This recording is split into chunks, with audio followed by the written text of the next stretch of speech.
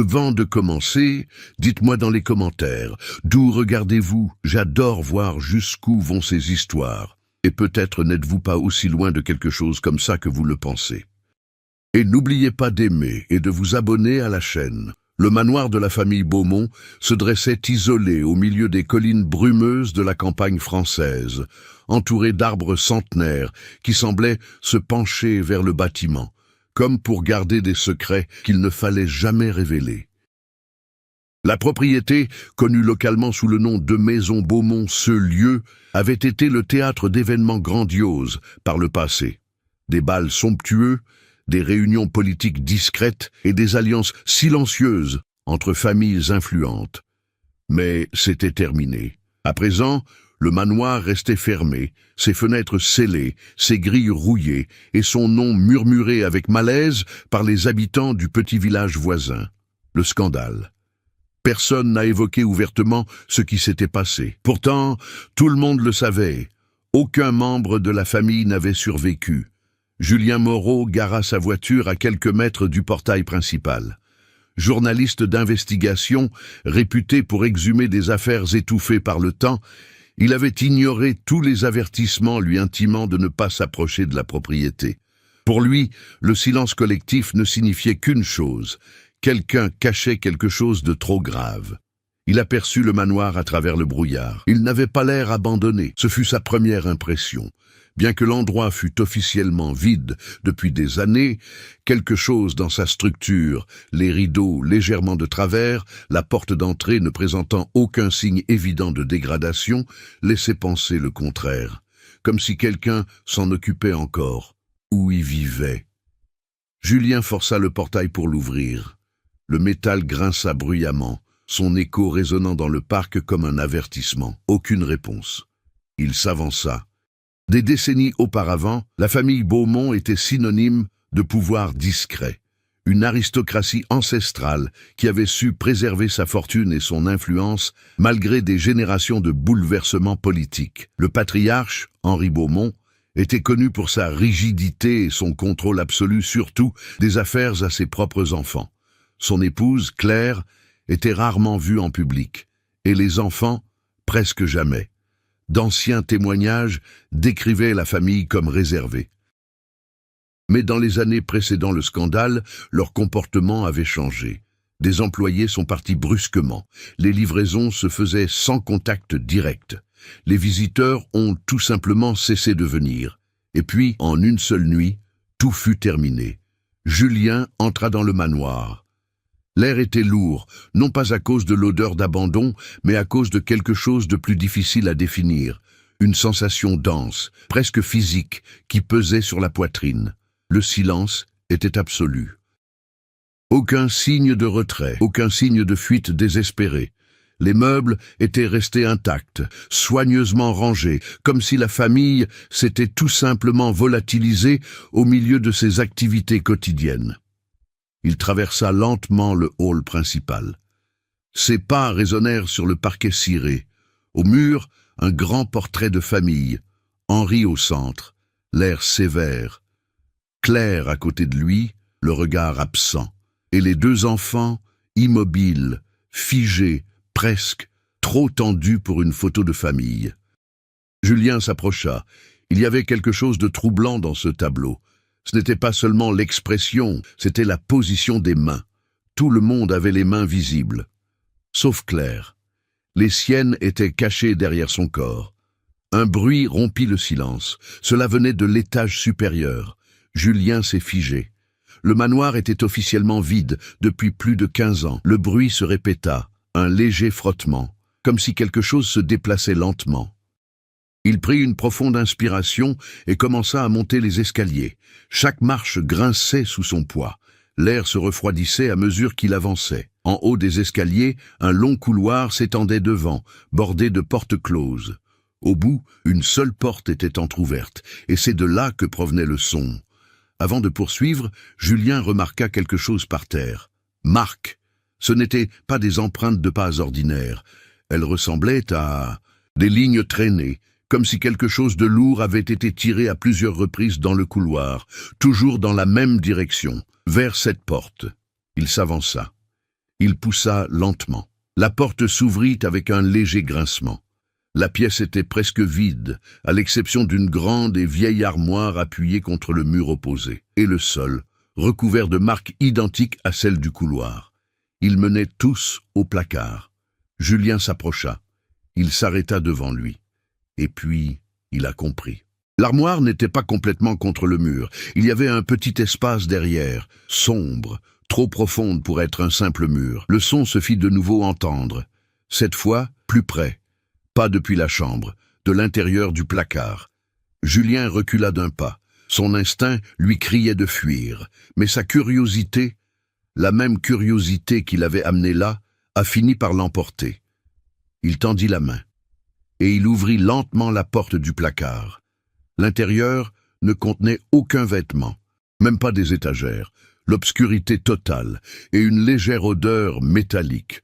En gros, un passage, un espace caché. Et alors il vit quelque chose par terre, un petit objet, reflétant la faible lumière qui entrait par la porte. C'était une bague, vieux, gravée des armoiries de la famille Beaumont, mais quelque chose clochait, tout à fait faux.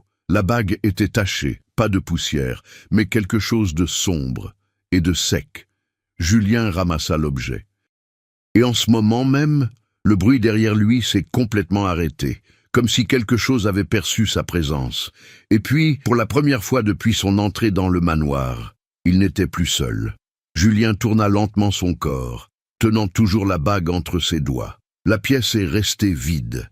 La porte derrière lui restait ouverte, laissant entrevoir le couloir silencieux et immobile. Aucune ombre en mouvement, aucun bruit de pas, rien qui puisse justifier le sentiment clair et grandissant que quelqu'un était là. Mais il y en avait un. Il pouvait le sentir. Il glissa la bague dans la poche intérieure de son manteau et porta son attention sur l'intérieur de l'armoire. Le passage secret n'était pas improvisé. Ses bords étaient renforcés par des boiseries anciennes, travaillées avec minutie. Il faisait partie intégrante de l'architecture d'origine du manoir, et non une cachette de fortune. La famille Beaumont avait prévu cela dès le début. Julien alluma la lampe torche de son téléphone portable et entra. L'espace était étroit, aux murs de pierre froids et irréguliers. Un couloir dissimulé descendait doucement, menant à l'intérieur du manoir. L'air y était lourd, chargé d'une odeur métallique persistante, mêlée à une odeur d'humidité et de renfermé. Chaque pas révélait de nouvelles marques au sol. Les mêmes files d'attente se répétaient, répétées, constantes, comme si quelque chose avait été déplacé là, d'innombrables fois. En avançant, Julien se souvint des dossiers qu'il avait obtenus avant son arrivée. Les documents officiels relatifs à cette affaire étaient rares, étrangement rares. Pour une famille d'une telle importance, cette disparition collective aurait dû susciter des enquêtes approfondies, une forte médiatisation et un scandale public. Mais non, il n'y avait qu'un seul rapport de synthèse, tragédie familiale aux circonstances indéterminées. Rien de plus. C'est par des sources non officielles que Julien a découvert quelque chose d'encore plus inquiétant. Un ancien employé du manoir, Michel Arnaud. La seule personne qui avait accepté de parler. Et encore, une seule fois, il y a des années. Michel a décrit la routine domestique comme « trop contrôlée ». Henri Beaumont n'autorisait aucune dérogation. Des horaires rigides, portes verrouillées. Zone à accès restreint à l'intérieur même du manoir. D'après lui, certaines parties de la maison étaient inaccessibles même aux domestiques, notamment l'étage supérieur et, curieusement, les cloisons intérieures entre certaines pièces. À l'époque, Julien considérait cela comme une simple excentricité aristocratique. Maintenant, en descendant un couloir caché à l'intérieur de ces mêmes murs, cela a pris un autre sens. Le couloir débouchait sur une petite chambre souterraine. Julien entra lentement. L'espace était plus vaste, avec un plafond bas soutenu par de vieilles poutres en bois. Au centre se trouvait une table recouverte de vieux papiers, et à côté, une chaise affaissée. Rien ne semblait abandonné par le temps. Cela semblait interrompu. Il s'approcha de la table. Les documents étaient éparpillés pêle-mêle, comme si quelqu'un avait été interrompu en plein milieu de quelque chose d'important. Julien a obtenu le premier rôle. C'était un record. Non financier, non administratif. C'était personnel. Une sorte de journal intime. L'écriture était précise, gratuite, contrôlée.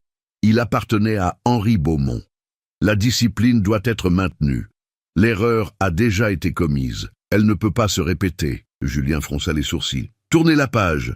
Claire ne comprend pas la gravité. Elle y résiste encore. C'est ce qui la rend imprévisible. Une autre page. Les enfants apprennent, ils montrent encore des faiblesses, mais cela sera corrigé. Julien déglutit difficilement. Ce n'était pas seulement une question de contrôle, c'était quelque chose de bien plus profond. Un son résonna dans le couloir derrière lui. Cette fois, plus clairement. Mesure, planche, mesurer. Julien se retourna brusquement. L'entrée de la chambre restait vide, mais le son ne s'est pas arrêté. Au contraire, cela semblait plus proche maintenant. Il reporta son attention sur les documents, accélérant sa lecture. Un autre passage attira son attention. L'intervention sera terminée ce soir. Il n'y a pas de retour en arrière possible. La famille doit rester unie, quoi qu'il arrive. Julien s'est figé. Procédure. Le mot ne convenait pas au contexte. Ce n'était pas émotionnel. Elle n'était pas impulsive. C'était prévu. À côté des papiers se trouvait un objet métallique partiellement dissimulé sous un tissu. Julien a tiré. C'était une clé, vieux, lourd, gravé des mêmes armoiries que la bague. Le bruit des pas s'est arrêté. Silence absolu. Julien leva lentement la tête. Quelque chose avait changé. L'atmosphère. L'air semblait plus dense, plus près. Et puis il a compris. La chaise était posée sur le sol. Je n'étais plus dans la même situation. Elle avait été traînée de quelques centimètres. Julien ne l'avait pas touchée. Il en était sûr. Son cœur s'emballait. Il n'explorait pas simplement un lieu abandonné.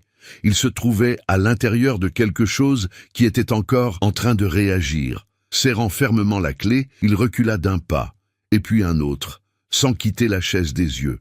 Le silence persista. Mais désormais, une certitude était impossible à ignorer. Quelque chose dans ce manoir ne restait pas simplement là. Je surveillais chacun de ses mouvements. Julien sortit de la chambre souterraine sans tourner complètement le dos.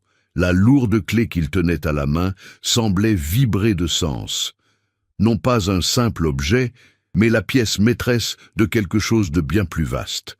Quelque chose qu'Henri Beaumont avait méticuleusement planifié. Et de toute évidence, cela ne s'est pas terminé comme prévu. En revenant par le couloir caché, Julien remarqua quelque chose de différent. Les marques sur le sol n'étaient pas exactement les mêmes. Certains semblaient plus récents, plus clairement définis, comme si elles avaient été fabriquées il y a à peine quelques instants. Il accéléra le pas. Il est remonté dans sa chambre.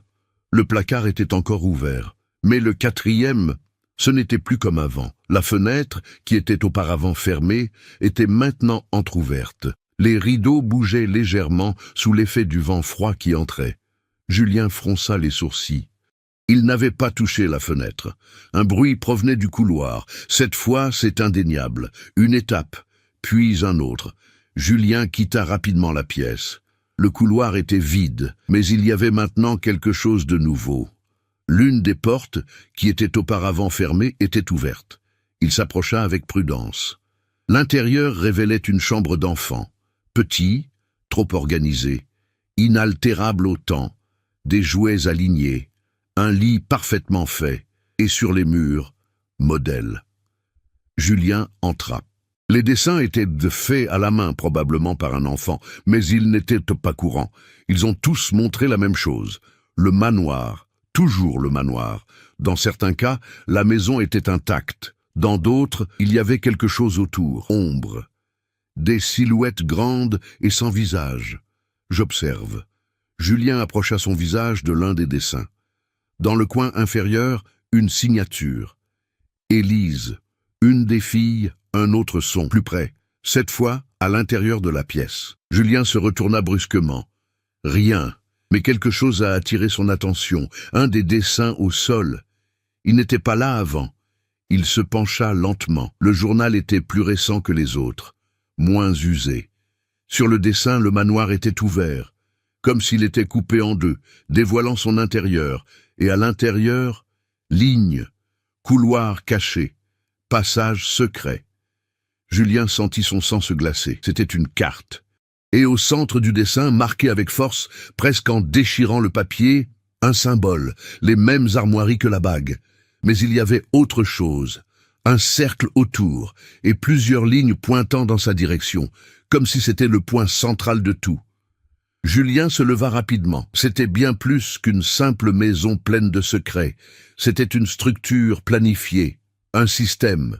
Et Henri Beaumont ne se contentait pas de cacher quelque chose. Il conduisait quelque chose.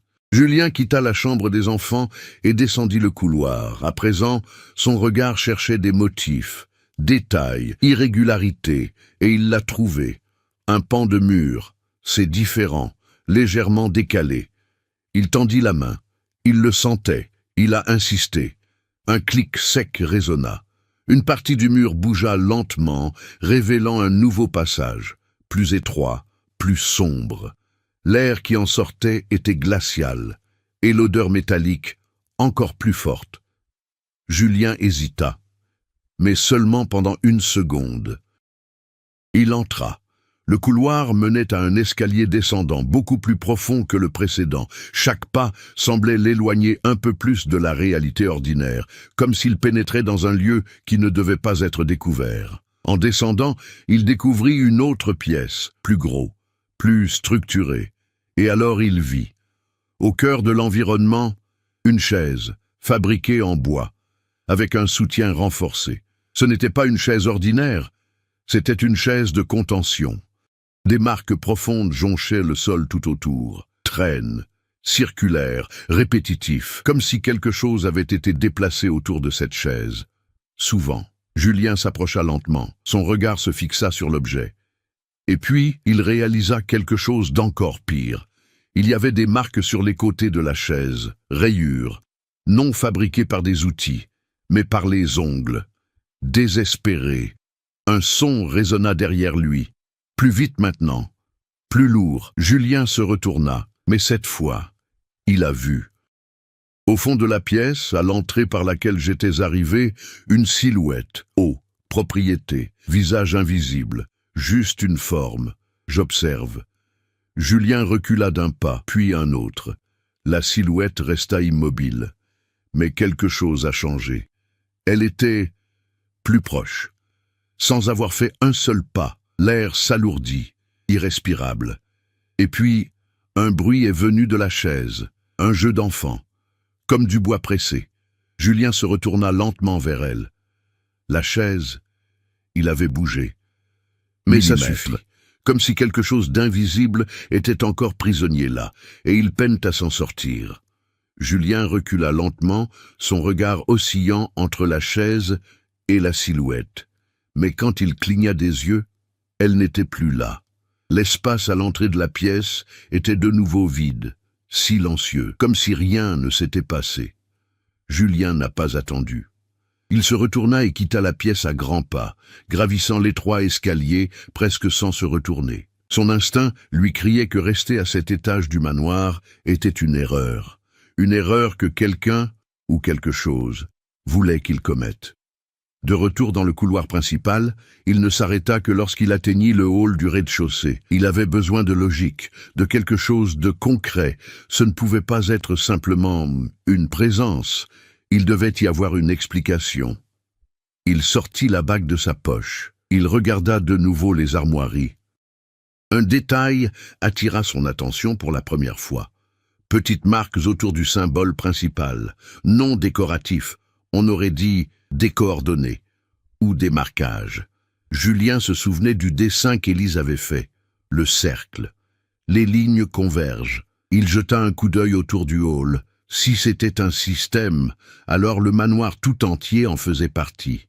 Son regard s'attarda de nouveau sur le portrait de famille. Cette fois, il s'approcha avec plus de prudence, clair, main cachée. Julien a décroché le tableau du mur, lourd, vieux. Derrière lui, un autre compartiment, Mais contrairement au précédent, celui-ci ne menait pas à un couloir. C'était un créneau, petit. À l'intérieur, il y avait un objet, un médaillon. Julien l'a pris. En l'ouvrant, il trouva deux choses, une photo usée d'Élise, souriante, et un petit morceau de papier plié. Il l'ouvrit. Si quelqu'un trouve ceci, ne lui faites pas confiance. Il ne veut pas nous sauver. Julien sentit un frisson lui parcourir l'échine. Henri. Mais nous sauver de quoi? Un bruit résonna à l'extérieur du manoir. Haut, métallique. Julien accourut vers la fenêtre. La porte, il était fermé. Mais il l'avait laissée ouverte. Et maintenant, il y avait quelque chose d'encore pire. Des marques sur le sol en terre battue. Récents. Plusieurs. Comme si quelque chose avait été traîné sur la propriété. De l'extérieur. À l'intérieur. Julien s'éloigna lentement de la fenêtre. Ça a tout changé. Jusque-là, il croyait que tout ce qui s'était passé était resté contenu dans cet espace, bloqué dans le passé. Mais non, quelque chose continuait à s'infiltrer. Où partait? Et puis un souvenir m'est revenu en mémoire d'un coup. Michel Arnaud. Julien avait négligé un détail lors de l'entretien précédent. Quelque chose qui semblait sans importance à l'époque. Michel était là. La nuit, parfois, on entendait quelque chose qu'on faisait entrer, et qui ne partait jamais. Julien prit une profonde inspiration. Ce n'était donc pas seulement une question de famille, il y en avait d'autres.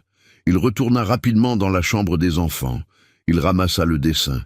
Il étudia attentivement. Les billets, les points marqués, et puis il réalisa quelque chose de nouveau. Quelque chose que je n'avais pas remarqué auparavant. Il y avait plusieurs entrées, mais il n'y a qu'une seule issue. Et elle ne l'a pas emmené hors du manoir. Cela nous a conduits au centre. Le même point marqué du symbole. Julien serra fermement le papier. Dans cette maison, tout convergeait vers un seul point, et Henri Beaumont le savait. La procédure n'avait rien à voir avec le contrôle familial. Il s'agissait de contenir quelque chose, ou nourri. Un écho retentit à nouveau, mais cette fois, ce n'était pas un pas. C'était plus erratique, comme plusieurs mouvements simultanés, traînes, de légers coups. Quelque chose est en train de bouger, venant de différentes parties de la maison. Julien leva lentement les yeux. Le manoir entier, il était actif, et pour la première fois depuis son entrée en fonction, il avait compris quelque chose de crucial. Il n'enquêtait pas sur un événement qui était déjà terminé. Il était au cœur de tout ça, et le processus n'était pas encore terminé. Julien tenait fermement le dessin d'Élise, les yeux fixés sur le point central, marqué à plusieurs reprises. Tout y menait, tous les couloirs cachés, tous les passages, tous les enregistrements. Ce n'était pas une coïncidence, c'était un plan. Il retourna rapidement dans le hall principal, le cœur battant la chamade, essayant d'aligner les pièces. La bague, la clé, le médaillon, la carte, 4 éléments. Et puis il a compris. Les armoiries, présents dans tous, mais avec de légères variations. Julien a posé les objets sur une table voisine. Il observa attentivement. Il a fait tourner la bague. Il l'a comparée au symbole figurant sur le médaillon. Ils n'étaient pas identiques. Et puis, tout s'est éclairé dans sa tête. Ce n'étaient pas que des symboles. C'étaient des instructions. Un mécanisme. Si ce manoir était un système, alors c'était la clé pour l'activer ou désactiver-le. Un bruit fort résonna à l'étage supérieur. Quelque chose est tombé, lourd. Julien hésita. Mais je le savais. Je devais continuer. Il est retourné dans le couloir. Il monta les escaliers. Cette fois, l'atmosphère était différente. Il fait plus froid, plus présent. Les portes étaient ouvertes, tous. Il s'arrêta. Ce n'était pas comme ça avant. Lentement, il se mit à marcher. Chaque pièce révélait désormais quelque chose de nouveau. Objets déplacés, marques récentes, des mouvements qui n'existaient pas il y a quelques minutes. Comme si la maison réagissait à sa présence, ou aux objets qu'il transportait. Il arriva ensuite au bout du couloir. La porte qui était auparavant entr'ouverte, maintenant s'était complètement ouverte, mais ce qui se trouvait au-delà, ce n'était plus la même pièce. Julien entra lentement. Le placard était toujours là. Mais l'environnement avait changé. Les murs, le sol, il y avait des marques partout, symboles barrés, répétés, chevauchements, identiques aux armoiries, mais déformés. Et au centre de la pièce, quelque chose de nouveau, une ouverture dans le sol. Cela n'existait pas auparavant. Elle révéla alors un escalier encore plus profond, et dès la première étape, quelque chose qui a figé Julien. Une main, propriété, pâle. Il s'approcha lentement. Chaque étape est plus ardue que la précédente. La main n'était pas détachée, il était attaché à un corps. Julien descendit une marche, puis un autre, et alors il vit. Ce n'était pas un vieux corps, c'était récent. Vêtements modernes, respiration, faible, mais présent. La personne était vivante. Julien s'agenouilla rapidement. Il détourna le visage de la victime. Ses yeux s'écarquillèrent. Il l'a reconnu. C'était Michel Arnaud, l'ancien employé. Mais c'était impossible. Michel avait donné une interview il y a des années. Il paraissait plus vieux. Mais Ali, il avait pratiquement la même apparence, sans vieillissement significatif. Ses yeux s'ouvrirent lentement, confus, désespérés.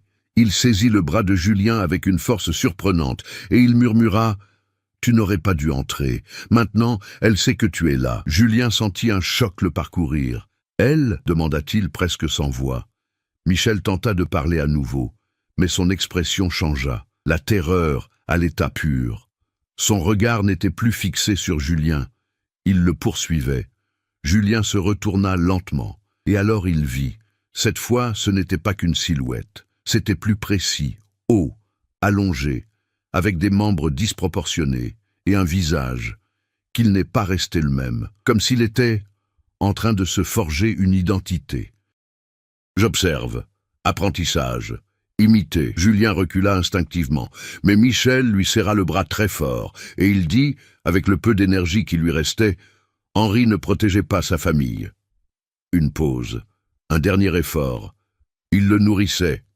Silence. Michel lâcha son bras. Propriété. La personne au premier plan inclina légèrement la tête. Et puis, pour la première fois, elle sourit.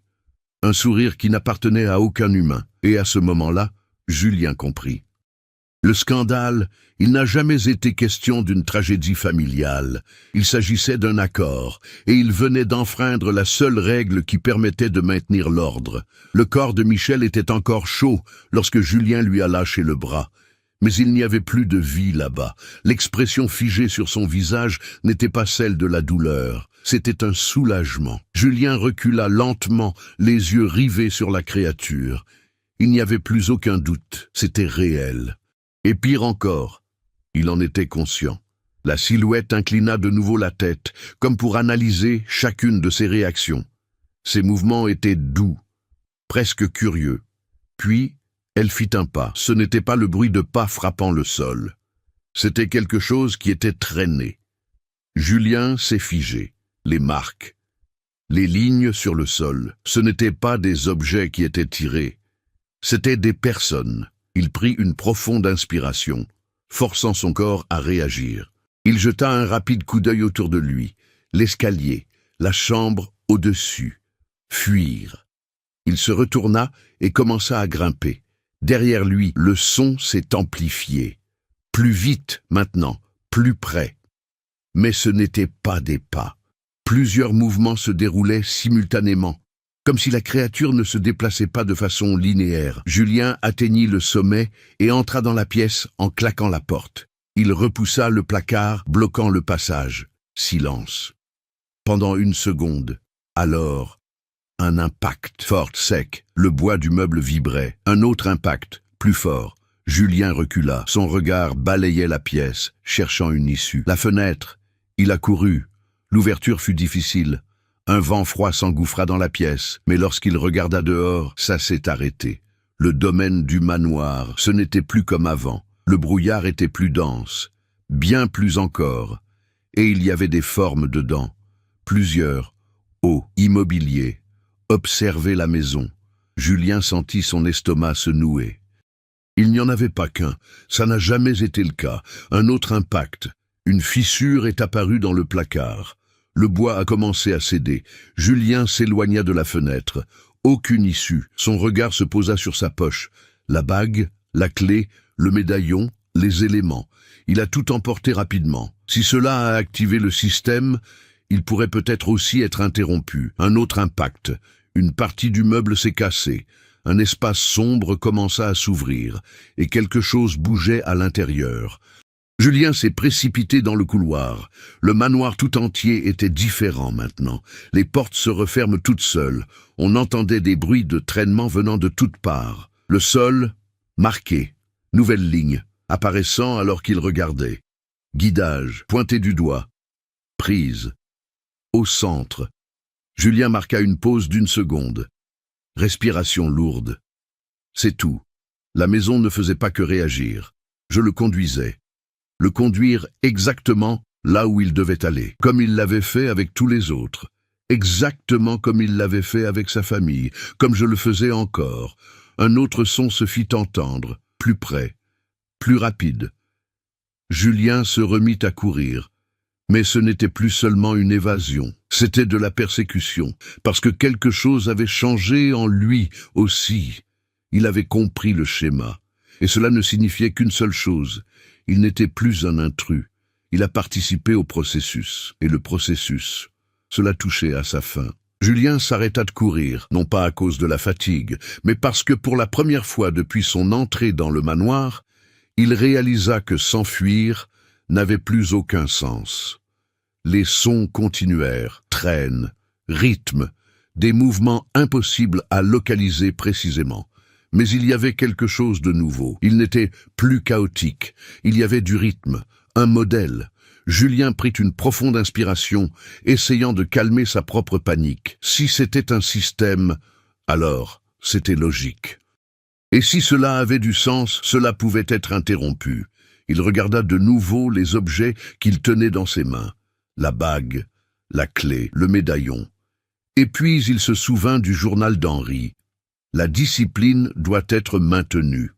L'intervention sera terminée ce soir. Henri ne réagissait pas seulement à la créature, il contrôlait le processus. Julien commença à descendre lentement le couloir, observant désormais avec plus d'attention. Les marques sur le sol n'étaient pas aléatoires. Ils ont tracé des chemins, circuits, comme si toute la demeure était un mécanisme vivant. Il suivit l'une des lignes, sans hésitation. Cette fois, il n'a pas pu résister. Il avait confiance. L'environnement alentour semblait réagir. Les portes ont cessé de claquer, les sons s'estompèrent, ils n'ont pas disparu, mais ils ont reculé, comme s'ils étaient en train d'attendre. Julien est revenu dans le hall principal, mais quelque chose avait changé. Le sol, le marquage était désormais terminé. Il formait un grand symbole, identique aux armoiries, mais élargi, complexe. Et au centre, un ajustement parfait. 3 espaces. Julien s'approcha lentement. Mon cœur battait la chamade, mais mon esprit était plus clair. Il s'est agenouillé, il a observé. Chaque espace correspondait à l'un des objets, mais il y avait un détail crucial, l'ordre. Il hésita, il s'est trompé. Un son résonna derrière lui, plus proche que jamais. Mais Julien ne s'est pas retourné. Pas cette fois. Il ferma les yeux 1 seconde. Il se souvenait du dessin d'Élise, à partir des lignes, de la convergence, du centre. Et alors il a compris. Il ne s'agissait pas d'une question de séquence logique. Il s'agissait d'intention. Henri n'a pas créé cela simplement comme un mécanisme. Il l'a créé comme un rituel. Julien ouvrit les yeux. Il a mis le médaillon en premier. Il ne s'est rien passé. Puis la bague. Le sol vibra légèrement, l'air s'alourdit, et puis, finalement, la clé. Un craquement profond résonna dans tout le manoir, les murs tremblèrent, les sons s'arrêtèrent instantanément. Silence absolu. Julien resta immobile. Alors, un mouvement, voilà, devant vous. Le symbole au sol a commencé à se refermer, comme des engrenages invisibles qui s'emboîtent parfaitement. Mais quelque chose clochait, tout à fait faux. Le centre n'était pas complètement étanche. Il y a eu de la résistance, une force opposée, et puis elle est apparue, devant lui, plus proche que jamais. La créature, maintenant complètement formée, déformée, mais avec quelque chose de nouveau. Visage, plusieurs, chevauchements, expression figée. Parmi eux, Julien l'a reconnu. Henri, Claire, les enfants, et d'autres, beaucoup d'autres. Tout est là, prisonnier. La créature inclina la tête, et pour la première fois, il a parlé. Mais pas d'une seule voix, avec plusieurs. Chevauchements. Vous avez compris? Trop tard. Le sol commença à se fissurer. Le symbole trembla. Le système était actif. Mais pas complètement. Julien serra les poings. Il n'avait pas terminé. Henri en avait le contrôle, mais il n'a jamais réussi à le fermer. Et maintenant, cela dépendait de lui. Ne pas s'enfuir. Mais c'est une question de décision. Maintenir le système, ou bien casser-le complètement. Le sol vibrait encore sous les pieds de Julien. Les fissures du symbole s'agrandissaient lentement, comme si quelque chose essayait de percer de l'intérieur vers l'extérieur, ou d'empêcher sa fermeture complète. La créature n'avança pas, mais il n'a pas reculé non plus. Elle s'est contentée de regarder, comme si l'on attendait une décision. Julien garda un regard fixe, même si son corps lui criait de s'enfuir. Maintenant c'était clair, ce n'était pas simplement un prédateur, cela faisait partie d'un processus, un cycle. Il observa de nouveau les visages de la créature, Henri, Claire, les enfants. Et puis il a réalisé quelque chose d'essentiel. Il n'était pas simplement consommé. Il s'efforçait de maintenir la stabilité, en tant que composant de soutien, le accord. Henri n'a pas nourri la créature par cruauté. Il s'est sacrifié pour contenir quelque chose de pire. Julien prit une profonde inspiration. Alors, briser le système. Cela ne signifiait pas détruire la créature. Cela signifiait la libérer. Complètement. Un son résonna dans le manoir. Contrairement à tous les précédents, ça ne traînait pas en longueur. C'était une ouverture. Porte. Beaucoup de. Ouverture simultanée. Julien tourna légèrement la tête, dans les couloirs environnants, dans les escaliers, aux entrées. Les ombres commencèrent à bouger. Les formes dans la brume dehors. Il ne se contentait pas d'observer. Ils se rapprochaient, lentement, comme s'ils avaient reçu un signe. Le système était défaillant. Le dispositif de confinement cédait. Julien porta son attention sur le symbole. Les objets étaient toujours en place. Mais le centre, toujours ouvert, incomplet. Et puis il a compris, il y avait de la place pour plus, un quatrième élément, mais pas physique, le dessin d'Élise. Le centre est indiqué, toujours au centre. Julien regarda ses propres mains. Passons maintenant à la créature, passons maintenant au symbole. Henri avait utilisé sa propre famille, pas comme des victimes aléatoires, mais cela fait partie du mécanisme. Présence, conscience, encre. Julien fit un pas en avant. La créature réagit pour la première fois, un léger mouvement. Presque. En alerte, il a compris. Le système exigeait de la continuité, et tous ceux qui étaient là, ils ne sont jamais partis. Ils ont tout simplement été intégrés. Julien déglutit difficilement. S'il voulait mettre fin à cela, il faudrait qu'il remplace quelqu'un, ou pour en faire partie. Le bruit des portes qui résonnaient devenait de plus en plus fort. Les présences se rapprochaient. Le temps est écoulé. La créature inclina de nouveau la tête, comme s'il connaissait déjà le choix. Ou alors, il aurait dû l'attendre dès le début. Julien ferma les yeux un bref instant. Et quand il a ouvert, il avait déjà pris sa décision. Julien ouvrit les yeux. Cette décision ne me pesait plus. Il était temps de passer à l'action. Les portes du manoir se refermèrent violemment. Les ombres dans les couloirs se rapprochaient rapidement. L'air était presque irrespirable. Le temps était écoulé. Julien fit le dernier pas vers le centre du symbole. La créature a réagi. Cette fois, avec intensité. Son corps se contorsionna, leurs visages superposés se déformant en expressions contradictoires, douleur, colère, désespoir, comme s'il ne s'agissait pas d'une seule et même entité, mais une prison vivante. Julien la regarda droit dans les yeux, sans reculer. Henri a essayé de te contrôler. Sa voix était ferme, malgré le chaos qui l'entourait. Mais il n'a jamais terminé. La créature inclina la tête, comme si elle reconnaissait quelque chose dans cette affirmation. Les visages commencèrent à bouger, et puis une voix s'est démarquée des autres, à comme Henri. Le contrôle n'a jamais été le but ultime. Julien fronça les sourcils. Le sol trembla violemment, les fissures se sont élargies, le symbole était sur le point de s'effondrer. Henri poursuivit, sa voix résonnant à travers la créature. C'était de la retenue. Ces mots ont frappé comme un coup de poing. Julien serra les poings. Et combien d'autres comptiez-vous sacrifier? Silence. Alors, autant qu'il en faudrait. La créature avança. Cette fois, c'est pour de vrai, rapide, impossible. Julien n'a pas reculé. Plutôt, il se plaça au centre du symbole, exactement là où le dernier élément manquait. Le 4e point. La créature s'arrêta, à quelques centimètres seulement de lui. Leurs visages se sont crispés, j'observe, en attendant. Julien prit une profonde inspiration, et puis il posa les 2 mains au sol, au-dessus du centre incomplet. Le contact a été établi immédiatement. Une douleur aiguë le traversa. Image. Je n'ai aucun souvenir de lui, souvenir de la maison, de la part de la famille, de tous. Henri officie lors de rituels. Claire résiste. Les enfants sont emmenés. Michel, autres, beaucoup d'autres. Tout cela menait au même point. Tout le monde y participe. Julien a crié. Mais il n'a pas lâché prise. Les niveaux d'énergie ont augmenté. Le symbole a commencé à se fermer. Cette fois, complètement. La créature a réagi violemment. Son corps se dilata, leur visage hurlant à l'unisson. Mais quelque chose a changé. Ils ne faisaient pas que résister. On les tirait, dos, à l'intérieur du symbole. Julien sentit son corps céder, mais il a continué. Forcer, accepter, devenir le dernier maillon.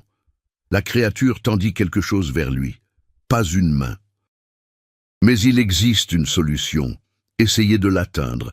Et puis, pendant un bref instant, Julien est vivant. Derrière tout ça, quelque chose de bien plus important, beaucoup plus vieux. Et alors, il comprit la véritable horreur. Cela ne se limitait pas au manoir. Le manoir n'était qu'une des portes. Le symbole est fermé. Un craquement assourdissant retentit. Tout s'est arrêté. Silence absolu. La créature a disparu. Les ombres se sont dissipées. Les portes se sont fermées. Le manoir demeurait immobile. Julien tomba au sol, respiration faible, regard vide, mais toujours conscient, pendant une seconde, 2, et puis, son regard a changé, lentement. Quelque chose commença à l'observer, de l'intérieur. Le système était achevé, mais pas détruit, juste la suite. Et maintenant, Julien en faisait partie. Le manoir retomba dans le silence. Non pas le silence tendu d'avant, mais un silence stable. Les jours passèrent, ou peut-être des semaines. Dehors, la propriété restait isolée, enveloppée d'un brouillard constant. Aucun mouvement apparent, aucun signe de vie. Un matin froid, une voiture s'est arrêtée devant le portail. Une femme est descendue du bus.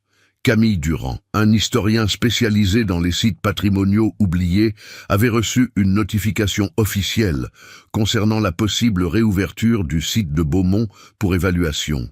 Quelque chose d'étrange, inattendu. Le portail était ouvert. Elle hésita un instant, observant l'imposante structure qui se dressait devant elle. Quelque chose clochait, mais pas suffisamment pour la faire reculer. Camille entra. La demeure était impeccable, faire le ménage, organisé, comme s'il avait été soigneusement conservé, aucun signe d'abandon, aucun signe de destruction, rien ne correspondait aux anciens comptes. Elle traversa le hall principal, examinant les détails. Les meubles restaurés, le sol n'était pas marqué, les murs sont intacts. Mais quelque chose a attiré son attention, le portrait de famille. Elle s'approcha lentement, Henri. Claire, les enfants.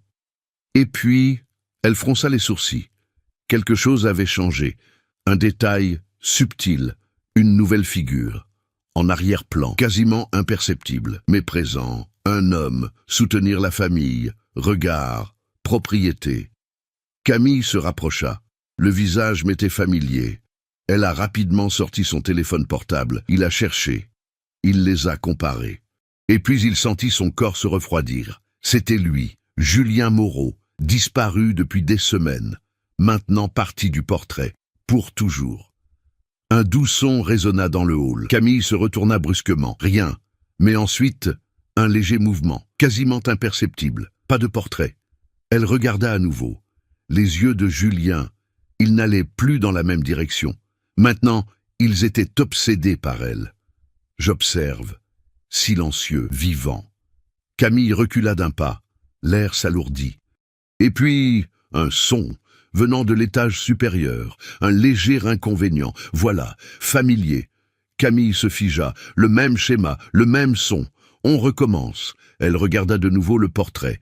Les visages, elle semblait plus nette, encore des cadeaux.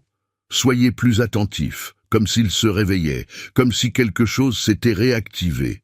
Et puis, elle a réalisé, le manoir n'était pas abandonné. Ça n'a jamais été le cas. Elle attendait, tout simplement, pour une nouvelle personne.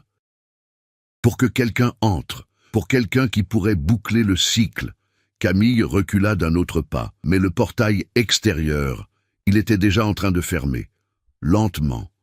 Je suis là, sans prévenir, et à l'intérieur du manoir, le processus, ça recommençait. Des mois plus tard, le manoir Beaumont fut de nouveau mentionné, non pas à cause d'un scandale, mais par le biais d'une annonce discrète. L'établissement a officiellement rouvert ses portes pour des visites limitées. Peu de gens étaient intéressés. Ils étaient encore moins nombreux. Ceux qui y sont allés n'ont pas dit grand-chose après. Certains disaient que ce n'était qu'une vieille maison, soigneusement restaurée. D'autres ont préféré ne pas commenter. Mais tout le monde était d'accord sur un point. Le portrait dans le hall principal avait changé. On pouvait désormais apercevoir d'autres silhouettes en arrière-plan.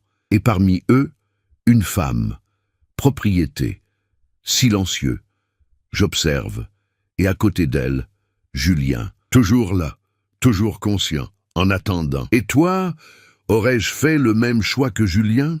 Si je me tenais devant ce manoir, sachant que fuir signifierait déchaîner quelque chose de bien pire, auriez-vous le courage de faire partie du système? Ou il partirait tout simplement, faire comme si rien de tout cela n'existait? Maintenant, dites-moi, croyez-vous que le manoir ait réellement été scellé? Ou bien tout cela continue-t-il à se produire en attendant la prochaine personne? Si cette histoire vous a captivé jusqu'au bout, laissez un commentaire avec votre théorie. Elle pourrait révéler bien plus que vous ne l'imaginez. Et n'oubliez pas de vous abonner pour découvrir d'autres histoires comme celle-ci. Parce que certaines portes, il ne devrait jamais être ouvertes. Go. We go. Good? Customization options? Yeah. They showed a lot of like wall customizations, but like the bases, they were still like obviously like Subnautica bases. So I really wonder what you can actually do to make it look like I don't know. I wonder if somebody can actually make something that looks like New York underwater. You know? I don't know. That's crazy. We go? What? Why? What? We go? The possibilities are endless? Oh gosh. How is... Oh Jace, you're so nice. I am not afraid of water. In fact, there is nothing to fear at all in this game. I'm sure we're gonna be fine. I'm sure this game is just nice and cozy. Should we go hardcore? I never played hardcore in this game. I'm gonna regret this, right?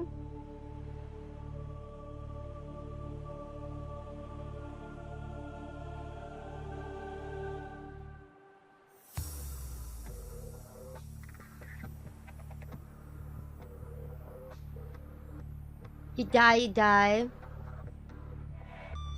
Yeah. Yeah, I think we go survival. Yeah. Here we go. Here we go. Creative is low on the list on hardcore, so it must be harder and better. Yeah, sure, that's how it goes.